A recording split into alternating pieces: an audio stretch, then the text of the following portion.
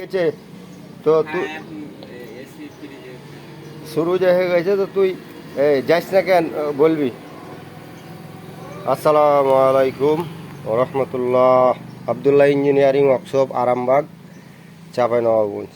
এই ডিপ ফ্রিজটা আমার পাশের মানে হচ্ছে পাশের গ্রামের। তো সমস্যা ছিল, এটা একটা দোকানের ডিপ ফ্রিজ, ঠান্ডা হইতো না, -9 আসতো না। কালকে 1টার দিকে আমি কাজ শুরু করেছি, আলহামদুলিল্লাহ গ্যাস চার্জ করেছি রাত্রে, এখন পরিপূর্ণ ওকে।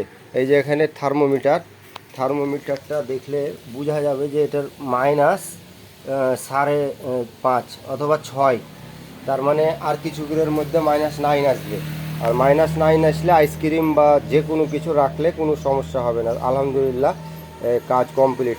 আমি চাপাই নবাবগঞ্জ সদরে এসি বলেন, ফ্রিজ বলেন, ওভেন, ওয়াশিং মেশিন এগুলোর কাজ করি।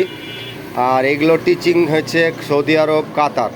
আমি কোনো দিন দেশে কাজ করিনি, ওগুলো থেকেই শিখা আসা।